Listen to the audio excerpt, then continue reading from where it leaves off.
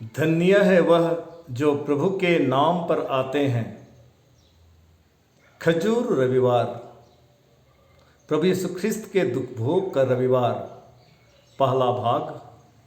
प्रभु यीशु ख्रिस्त का यरूशलेम में राजा के रूप में प्रवेश।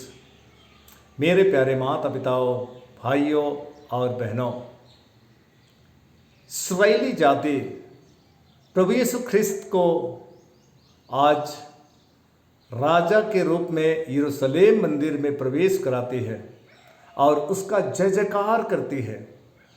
मेरे प्यारे माता पिताओं, भाइयों और बहनों, हाथ में खजूर की डालियाँ, जिसके पास कपड़े हों रास्ते पे बिछाया जाना और प्रभु यीशु ख्रिस्त का होशाना होशाना, दाऊद के पुत्र की होशाना, धन्य है वे जो प्रभु के नाम पर आते हैं के गूंज के साथ यरूशलेम मंदिर में प्रवेश।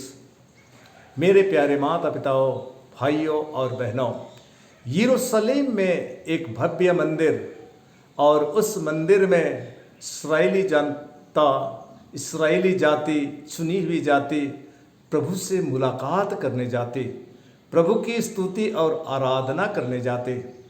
आज उसी मंदिर में प्रभु यीशु ख्रिस्त का जय जयकार करते हुए इस्राएली जाति के साथ प्रवेश। ये कितना सुंदर दृश्य, ये सांकेतिक, ये एक संकेत है। मेरे प्यारे माता पिताओं, भाइयों और बहनों, पहला कुरिन्थी अध्याय 3 पद संख्या 19 में हम पढ़ते हैं, क्या आप नहीं जानते कि आप में ईश्वर निवास करता है। मेरे प्यारे माता पिताओं, भाइयों और बहनों, हम सबों का दिल प्रभु का मंदिर है और हम सब में भी, हम सब के दिल में भी प्रभु यीशु ख्रिस्त निवास करते हैं। दिल कहने का अर्थ हमारा सोच, हमारे विचार, हमारे मनोभाव, हमारी धारणाएं और हमारे दिल की स्थिति, और इस दिल में आज प्रभु यीशु ख्रिस्त प्रवेश करते हैं। 40 के पाठों में हमने सुना कि प्रभु यीशु ख्रिस्त मुर्दों को जीवन देते, अंधों को दृष्टिदान, मुर्दों को जीवन, और इस तरह से बहुत सारे कामों को देखा। जब प्रभु यीशु ख्रिस्त हमारे मन, दिल और आत्मा में प्रवेश करेंगे, विचारों में प्रवेश करेंगे, भावनाओं में प्रवेश करेंगे, हमारे मन, दिल, आत्मा और जीवन और रिश्तों में परिवर्तन दिखाई देगा, नयापन दिखाई देगा। आज यीशु ख्रिस्त यरूशलेम में प्रवेश करने के साथ ही हमारे दिल में भी प्रवेश करते हैं।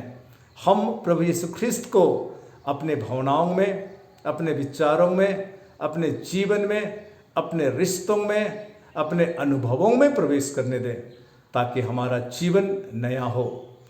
आज के दूसरे भाग में हम पढ़ते हैं प्रभु यीशु ख्रिस्त के दुख भोग के बारे में। मेरे प्यारे माता पिताओं, भाइयों और बहनों, प्रभु यीशु ख्रिस्त का हमारे जीवन में प्रवेश, हमारे मन में प्रवेश, हमारे विचारों में प्रवेश और उसके बाद की स्थिति, हमारे जीवन की उस स्थिति को बारे में आज का दूसरा भाग हमें चिंतन करने के लिए आमंत्रित करता है। आज के दूसरे भाग में हम पढ़ते हैं प्रभु यीशु ख्रिस्त के आज्ञा पालन के बारे में। ईश्वर ने उन्हें इस दुनिया में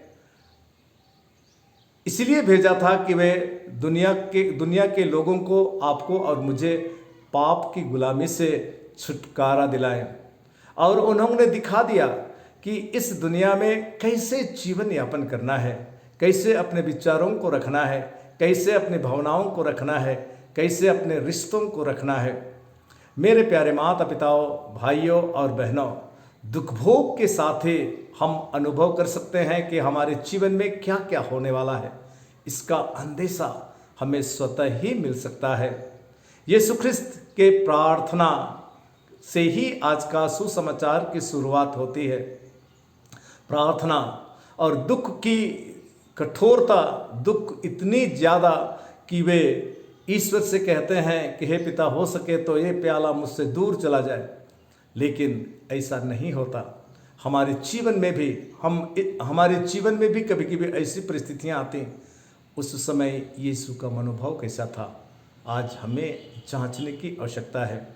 यीशु ख्रिस्त आगे बढ़ते हैं और आगे बढ़ते ही उसके चेलों के बारे हम चिंतन कर सकते हैं, फरीसियों के बारे हम चिंतन कर सकते हैं, उसके लोग जो उसके करीब रहा करते थे, मर मिटने के लिए तैयार थे, उनके बारे हम चिंतन कर सकते हैं। इस्राएली जाति जिन्होंने उसके जय जयकार किया, होसन्ना गाया, उनके बारे में हम चिंतन कर सकते हैं। सब इस पवित्र जीवन के विरोध में, सब इस पवित्र जीवन को आगे बढ़ने नहीं देने में रुकावटें और आरोप प्रत्यारोप का दौर चलता है और अंत में क्रूस मरण। मेरे प्यारे माता पिताओं, भाइयों और बहनों, इन पाठों में हम देखते हैं यीशु ख्रिस्त का आज्ञा पालन और नम्रता। यीशु ख्रिस्त हमें बतलाते हैं संत मत्ती का सुसमाचार अध्याय 3 पद संख्या 29 में, मुझसे सीखो, मैं स्वभाव से नम्र और विनीत हूँ। प्रभु अपना स्वभाव धारण करने के लिए हमें कहते हैं। और पद संख्या 30 में हम पढ़ते हैं, इस तरह तुम अपनी आत्मा के लिए शांति पाओगे। मेरे प्यारे माता पिताओं, भाइयों और बहनों, अगर प्रभु यीशु ख्रिस्त सचमुच हमारे मन, दिल और आत्मा में प्रवेश करेंगे तो सचमुच हमारा मन, दिल और आत्मा प्रभु के अनुरूप बन जाएगा। प्रभु के स्वभाव को हमें धारण करने के लिए निरंतर कोशिश करनी है।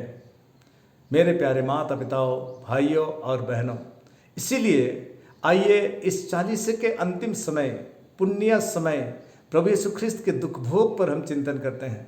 ये दुख भोग हम प्रत्येक जन को हमारे आंतरिक जीवन के बारे में चिंतन करने के लिए आमंत्रित करें। हम चेलों के बारे सोचते हैं। पेतरुस कहता है, मुझे मरना ही पड़े मैं आपको नहीं छोड़ूंगा। यीशु ख्रिस्त कहते हैं, मुर्गे के 3 बार बांग देने के पहले ही तुम मुझे अस्वीकार करोगे। और ऐसा ही होता है हमारे जीवन में आने वाली इन परिस्थितियों के बारे में आइए हम चिंतन करें।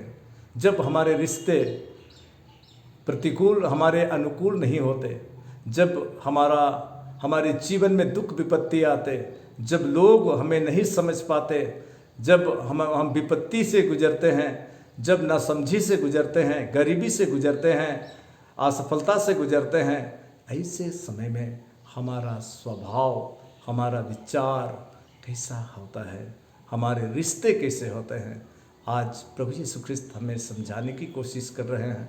और उन्होंने आपकी और हमारी मुक्ति के लिए दुख भोगा, मरे और जी उठकर हमें नया जीवन प्रदान किया है।